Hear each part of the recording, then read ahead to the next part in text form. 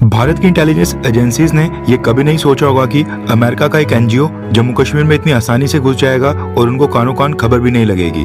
Britain ने भारत को एक बहुत ही बड़ी गुड न्यूज दी है और भारत सरकार ने एक बार फिर से बांग्लादेश के ऊपर एक बड़ा एहसान कर दिया है। इसके अलावा भी काफी सारी इंपॉर्टेंट अपडेट्स आ रही हैं जो आपको मेन स्ट्रीम के न्यूज चैनल्स के ऊपर भी देखने को नहीं मिलेंगी, इसलिए वीडियो को एंड तक देखिएगा। सबसे पहले बात करते हैं भारत और ब्रिटेन के बारे में, क्योंकि ईरान वॉर के बीच काफी दिन से कोई गुड न्यूज नहीं आ रही थी। रेफरेंस के लिए आपकी स्क्रीन के ऊपर आर्टिकल का स्क्रीनशॉट है। न्यूज निकल कर आ रही है कि भारत और ब्रिटेन ने जो पिछले साल आपस में फ्री ट्रेड एग्रीमेंट साइन किया था, इसको हाउस ऑफ कॉमन्स और हाउस ऑफ लॉर्ड्स दोनों ने अप्रूवल दे दिया है और फाइनली अभी एग्रीमेंट अगले महीने मई को इम्प्लीमेंट होने जा रहा है। न्यूज आ रही है कि मई के सेकंड वीक यानी कि दूसरे हफ्ते में भारत ब्रिटेन का ये फ्री ट्रेड एग्रीमेंट दोनों देशों के बीच इम्प्लीमेंट हो जाएगा और आगे आने वाले कुछ ही दिनों के अंदर फाइनल डेट भी अनाउंस कर दी जाएगी। उससे पहले ब्रिटिश गवर्नमेंट कुछ टेक्निकलिटीज और एडमिनिस्ट्रेटिव चेंजेस कर रही है। पहले अमेरिका के टैरिफ्स और उसके बाद मिडिल ईस्ट में ईरान वॉर के कारण भारत के एक्सपोर्टर्स के पास इस समय ह्यूज क्वांटिटी में स्टॉक पाइल इकट्ठा हुआ है। काफी सारा माल तो पोर्ट्स के ऊपर भी एक्सपोर्ट होने के लिए रेडी है। इसलिए ऐसे क्रूशियल समय में ये फ्री ट्रेड एग्रीमेंट इम्प्लीमेंट होने से भारत के ट्रेडर्स और एक्सपोर्टर्स राहत की सांस लेंगे और भारत की कंपनीज के लिए ये बहुत ही बड़ी गुड न्यूज है। न्यूज आ रही है कि ये फ्री ट्रेड एग्रीमेंट इम्प्लीमेंट होने के बाद अगले स्टेप में भारत और ब्रिटेन दोनों देश मिलकर एक ज्वाइंट कमेटी सेटअप करने का प्रोसेस कर रहे हैं जो इस एग्रीमेंट की इम्प्लीमेंटेशन का काम देखेगी, ताकि ये सुनिश्चित किया जाए कि 99% गुड्स जो इस एग्रीमेंट में फॉल करते हैं उनको भारत और ब्रिटेन की मार्केट का फ्री एक्सेस मिले और एक दूसरी कंट्रीज के अंदर कोई भी हिडन चार्जेस या फिर हर्डल्स फेस ना करनी पड़े। इसलिए ये ज्वाइंट कमेटी सेटअप की जा रही है जिसमें goods, services, environment and labour और इस तरह की चीजों के लिए 5 सब कमेटीज होंगी और उसके साथ साथ 10 वर्किंग ग्रुप्स होंगे जो rules of origin, customs and trade facilitation, intellectual property rights, anti corruption और इस तरह की अलग अलग चीजें संभालेंगे। भारत ने तो खैर अपनी तरफ से फ्री ट्रेड एग्रीमेंट को यूनियन कैबिनेट से अप्रूव करवा लिया है, बस ब्रिटेन की साइड का काम बाकी है और ब्रिटेन ने भी कह दिया है कि वो अगले महीने मई के सेकंड वीक में इसको इम्प्लीमेंट करने के लिए रेडी है। नेक्स्ट अपडेट आ रही है भारत और बांग्लादेश को लेकर। रेफरेंस के लिए आपकी स्क्रीन के ऊपर आर्टिकल का स्क्रीनशॉट है। न्यूज निकल कर आ रही है कि भारत की सरकार ने बांग्लादेश को एक बार फिर से 8000 मैट्रिक टन डीजल की फ्रेश शिपमेंट भेज दी है और इसके साथ साथ अगली शिपमेंट 17 अप्रैल को भेजी जाएगी जो 5000 मैट्रिक टन की होगी। इससे पहले भी भारत ने बांग्लादेश को अभी तक 3 शिपमेंट्स भेज दी हैं। 11 मार्च को 5000 मैट्रिक टन, 23 मार्च को भी 5000 मैट्रिक टन भेजी गई थी, 1 अप्रैल को 7000 मैट्रिक टन भेजी गई और अब आज 8000 मैट्रिक टन भेजी गई हैं। यानी इन टोटल भारत ने अभी तक बांग्लादेश को 25000 मैट्रिक टन की डीजल शिपमेंट भेज दी है और 17 अप्रैल को एक नई शिपमेंट भी भेजी जानी है। कहने का मतलब है कि हर 8-10 दिनों के अंदर भारत से बांग्लादेश को लगातार ऑयल भेजा जा रहा है। आई होप कि बांग्लादेश के लोगों को ये एहसास हो कि मुसीबत के समय भारत ही उनके काम आ रहा है। पाकिस्तान या फिर चाइना में से कोई भी देश उनकी मदद करने के लिए सामने नहीं आ रहा है। वैसे आपको क्या लगता है कि क्या बांग्लादेश के लोग जो आज की डेट में भारत से नफरत करने लगे हैं, ये डीजल और पेट्रोल भेजने के बाद बांग्लादेश के लोगों के दिल में भारत के लिए प्यार उत्पन्न होगा? क्या भारत के लिए नरमी आएगी, हाँ या फिर ना? नीचे कमेंट करके अपनी राय जरूर बताएं। नेक्स्ट अपडेट आ रही है भारत के जम्मू कश्मीर से और ये आज की सबसे बड़ी अपडेट है। रेफरेंस के लिए आपकी स्क्रीन के ऊपर आर्टिकल का स्क्रीनशॉट है। न्यूज निकल कर आ रही है कि अमेरिका का एक कश्मीर बेस्ड एनजीओ है जिसका नाम है कश्मीर केयर फाउंडेशन। इस एनजीओ के अकॉर्डिंग ये अमेरिका में अटलांटा शहर से ऑपरेट करते हैं। वहाँ पर बेस्ड एक एनजीओ है जो कश्मीर के यूथ को एम्पावर करने के लिए काम करते हैं। यानी कि अमेरिका में बैठकर चाहते हैं कि कश्मीर का युवा और भी स्ट्रांग हो, इंडिपेंडेंट हो और लाइफ में बेहतर करे। उसके लिए ये मदद करने के लिए रेडी हैं। अब ये यूएस बेस्ड एनजीओ है। इसने कश्मीर में 3 यूनिवर्सिटीज के साथ MOU साइन किए थे, मेमोरेंडम ऑफ अंडरस्टैंडिंग्स। पहली है कश्मीर यूनिवर्सिटी, उसके बाद Islamic university of science and technology और शेर Kashmir university of agricultural science and technology. और इन तीनों यूनिवर्सिटीज के साथ ये एग्रीमेंट साइन हुए थे पिछले साल 15 अप्रैल 2025 और 15 दिसंबर 2025 के बीच। अब ये जो अमेरिका बेस्ड एनजीओ है, इसने जो इन 3 कश्मीरी यूनिवर्सिटीज के साथ MOU साइन किए थे, इसमें क्या था कि ये कश्मीर की यूनिवर्सिटीज को एकेडमिक और रिसर्च सपोर्ट देने वाला था। इन यूनिवर्सिटीज के स्टूडेंट्स के लिए workshops, seminars, guest lectures, skill development programs और कोलैबोरेशन में प्रोजेक्ट्स ऑर्गेनाइज करने वाला था। और इसके साथ ही एनजीओ इन यूनिवर्सिटीज के लिए इंटरनेशनल से फॉरेन फंडिंग अपॉर्चुनिटीज लाने वाला था, यानी कि अपनी तरफ से एक्सपर्ट्स लाने वाला था। और इसके पीछे का कारण बताया गया था कि अमेरिका बेस्ड ये एनजीओ कश्मीर के स्टूडेंट्स को प्रैक्टिकल नॉलेज प्रोवाइड करने, इंटर्नशिप और रिसर्च में कोलैबोरेशन का फायदा दिलाना चाहता है। ताकि कश्मीर के स्टूडेंट्स ग्लोबल एकेडमिक नेटवर्क्स और अमेरिका के एजुकेशनल प्लेटफॉर्म्स के साथ कनेक्ट करें। सुनने में तो अमेरिका बेस्ड एनजीओ का उद्देश्य और इनका ये ऑब्जेक्टिव काफी नेक लग रहा है, लेकिन अंदर ही अंदर ये US based NGO Jammu Kashmir में डिस्टर्बेंस फैलाने की फिराक में था। रेफरेंस के लिए आपकी स्क्रीन के ऊपर एक और आर्टिकल का स्क्रीनशॉट है। न्यूज निकल कर आ रही है कि इंटेलिजेंस एजेंसीज ने यूएस बेस्ड इस एनजीओ की एक्टिविटीज के ऊपर कंसर्न रेज किया है। कश्मीर की यूनिवर्सिटीज ने अमेरिका बेस्ड इस एनजीओ के साथ जो एमओयू साइन किए हैं उसके लिए प्रॉपर सिक्योरिटी क्लियरेंसेस भी नहीं ली थी, और ये एग्रीमेंट बिना सिक्योरिटी क्लियरेंसेस के ही साइन हुए हैं। और अब इनका रिव्यू करने के ऊपर पता चला है कि America based Kashmir care foundation के मेंबर्स के लिंक ऐसे नेटवर्क्स के साथ हैं जो जम्मू कश्मीर को भारत से अलग कर एक सेपरेटिस्ट एजेंडा को पुश करते हैं।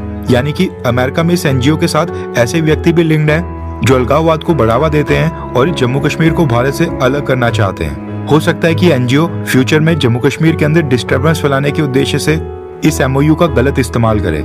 इसलिए सिक्योरिटी एजेंसीज के अलर्ट के बाद अब न्यूज आ रही है कि कश्मीर की तीनों यूनिवर्सिटीज ने America based Kashmir care foundation NGO के साथ अपने एमओयूज को टर्मिनेट करने की अनाउंसमेंट कर दी है और कहा है कि वो ये एमओयूज इमीडिएट इफेक्ट से खत्म कर रहे हैं। हैरानी वाली बात यह है कि लेफ्टिनेंट गवर्नर होने के नाते कश्मीर की इन तीनों यूनिवर्सिटीज के चांसलर इस समय एलजी मनोज सिन्हा है। ऑब्वियस है कि ये मनोज सिन्हा की डायरेक्शंस के ऊपर ही एक्शन हुआ होगा, लेकिन सवाल ये है कि पिछले साल से अब तक क्या चल रहा था। चांसलर की नाक के नीचे यूनिवर्सिटीज अमेरिका बेस्ड एनजीओज के साथ एमओयू साइन कर रही हैं, वो भी जम्मू कश्मीर के अंदर, खासकर कश्मीर की यूनिवर्सिटीज और हमारी एजेंसीज को कानो कान खबर भी नहीं हो रही है, उनसे परमिशन भी नहीं ली जा रही है। अब इस मामले के अंदर जवाबदेही तय करना तो जरूरी है। न्यूज आ रही है कि इंटेलिजेंस एजेंसीज अब ये जांच कर रही हैं कि बिना प्रॉपर परमिशन के ये एमओयू साइन कैसे हुए, बिना वेरिफिकेशन के इनका अप्रूवल आखिरकार किसने दिया था।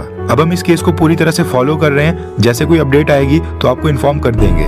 इसलिए अगर आपने हमारे चैनल इंडियन अफेयर्स को अब तक सब्सक्राइब नहीं किया तो कर लें।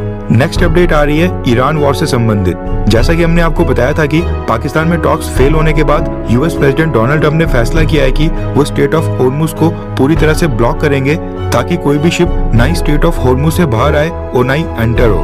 डोनाल्ड ट्रंप ने कहा था कि ईरान केवल सिलेक्टेड शिप्स को ही क्रॉस करने की परमिशन दे रहा है, या तो सभी शिप्स को क्रॉस करने दिया जाए, अगर नहीं तो फिर हम किसी भी शिप को क्रॉस करने नहीं देंगे। यानी कि अमेरिका सभी शिप्स को स्टेट ऑफ हॉर्मुज से क्रॉस होने नहीं देगा। अब ये डोनाल्ड ट्रंप की जो स्टेटमेंट आई थी, इसके कारण बाकी देश भी चिंतित हो गए थे कि उनके भी शिप्स अब स्टेट ऑफ हॉर्मुज से क्रॉस नहीं होंगे। अब इसके बाद अमेरिका की सेना और यूएस सेंट्रल कमांड ने अनाउंस किया है कि केवल उन्हीं शिप्स के ऊपर ब्लॉकेड लगाई जाएगी जो ईरान के पोर्ट्स के ऊपर एंटर या फिर ईरान के पोर्ट से एग्जिट लेंगे। इसका मतलब है कि अब कोई भी शिप, फिर चाहे वो कार्गो शिप हो या फिर ऑयल एंड गैस का शिप हो, ना ही ईरान के पोर्ट की तरफ जाएगा और ना ही ईरान के पोर्ट से कोई भी शिप बाहर आ सकता है। सबसे पहले अमेरिका ने ईरान के क्रूड ऑयल के ऊपर से सैंक्शंस हटाने के बाद क्रूड ऑयल बेचने की परमिशन दी थी। अभी भी अमेरिका ने ईरान के ऑयल के ऊपर सैंक्शंस नहीं लगाए हैं, लेकिन ये ब्लॉकेड अनाउंस करके अमेरिका ने एक बार फिर से इनडायरेक्टली ईरान के क्रूड ऑयल और गैस को इस इंटरनेशनल मार्केट में आने से रोक दिया है। अब इससे होगा क्या कि ईरान अपना क्रूड ऑयल या गैस तो बेच नहीं पाएगा, लेकिन उसके साथ साथ गुड्स वाले जो कार्गो शिप्स ईरान के पोर्ट के ऊपर आ रहे थे वो भी अब ईरान को नहीं आ पाएंगे। खाने पीने का सामान या जो बाकी के आइटम्स ईरान इंपोर्ट करता था वो भी ईरान अब नहीं कर पाएगा। रिसेंटली भारत ने भी ईरान से क्रूड ऑयल की 2 शिपमेंट्स परचेज की थी और चाइना तो पहले से ह्यूज अमाउंट में ईरानियन ऑयल परचेज कर रहा था। अब इसके बाद चाइना ईरान से क्रूड ऑयल परचेज नहीं कर सकता है और सबसे ज्यादा प्रेशर चाइना के ऊपर ही आने वाला है, क्योंकि इससे पहले जो वेनेजुएला का क्रूड ऑयल था वो भी चाइना को नहीं मिल रहा है और अब ईरान का ऑयल भी अमेरिका के ब्लॉकेड के कारण चाइना के हाथ से बाहर चले जाएगा। भारत के पर्सपेक्टिव से देखें तो भारत के लिए राहत की बात यह है कि हमारे शिप्स स्टेट ऑफ हॉर्मुज से क्रॉस हो सकते हैं और दूसरी तरफ UAE, Qatar, Bahrain, Kuwait, Iraq और इवन सऊदी अरेबिया से ऑयल और गैस परचेज करके भारत की तरफ ला सकते हैं और इन देशों को सामान भी भेज सकते हैं। केवल ईरान की परमिशन लेनी होगी। अब ये देखना इंटरेस्टिंग होगा कि अमेरिका का ईरान के ऊपर ये आइसोलेटेड ब्लॉकेड कब तक चलता है और कौन कौन सा देश अमेरिका की मदद करने के लिए सामने आता है, क्योंकि ईरान ने भी कहा है कि अगर अमेरिका उनको ब्लॉकेड लगाएगा, उनके पोर्ट्स को ब्लॉक करेगा, तो वो जो मिडिल ईस्ट के अंदर बाकी देश हैं यानी कि UAE, Qatar, Bahrain, Kuwait, Iraq और सऊदी अरेबिया, इन सब के पोर्ट्स को निशाना बनाएगा। यानी कि अगर अमेरिका ईरान के पोर्ट को टारगेट करेगा तो ये भी बाकी कंट्रीज के पोर्ट के ऊपर हमला करके उनके ऊपर मिसाइल अटैक करके अपना बदला लेंगे। अभी सिचुएशन काफी इंटरेस्टिंग हो रही है और ये पॉसिबिलिटी बन रही है कि ईरान इन कंट्रीज के पोर्ट्स के ऊपर भी हमले करे, क्योंकि इससे पहले ईरान ने जो कहा है उसने किया है।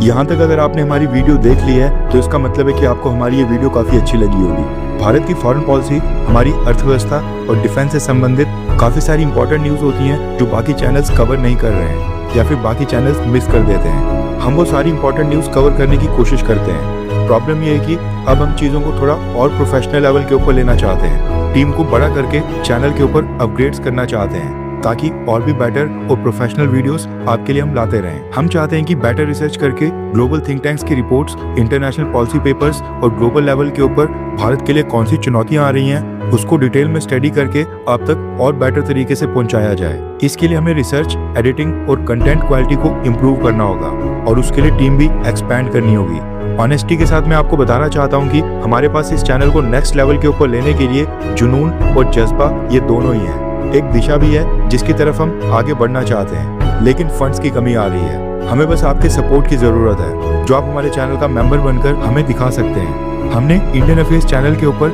मेंबरशिप स्टार्ट कर दी है और मेंबरशिप को ज्वाइन करने का लिंक वीडियो के डिस्क्रिप्शन में दे दिया गया है, जहां से आप बहुत ही आसानी से चैनल को ज्वाइन कर सकते हैं। एंड ऐसा नहीं है कि आपको चैनल मेंबर बनने का कोई भी बेनिफिट नहीं होगा। चैनल मेंबर्स के लिए, यानी कि जो भी लोग ज्वाइन करते हैं, हम उनके लिए हर हफ्ते 3 से 4 स्पेशल मेंबर्स ओनली वीडियोस लाते रहेंगे जिसमें हम global think tanks, international experts और डिटेल जियोपॉलिटिकल एनालिसिस को शेयर करेंगे जो अक्सर इंटरनेशनल रिपोर्ट्स, रिसर्च पेपर्स और एक्सपर्ट डिस्कशंस पे मिलते हैं। लेकिन जो हमारी नॉर्मल वीडियोस होती है उनमें उसको डिटेल में कवर करना काफी मुश्किल हो जाता है। बाकी जो नॉर्मल वीडियोस हमारे चैनल के ऊपर अभी आ रही हैं वो सब व्यूअर्स के लिए आती रहेंगी, लेकिन जो लोग चैनल को ज्वाइन करते हैं उनके लिए स्पेशल कंटेंट आएगा। आई होप आप लोग मेंबरशिप को ज्वाइन करके हमें सपोर्ट करेंगे ताकि हम आपस में एक साथ मिलकर इस चैनल को नेक्स्ट लेवल के ऊपर ले जाएं। ज्वाइन करने का लिंक डिस्क्रिप्शन में है। जय हिंद, वंदे मातरम।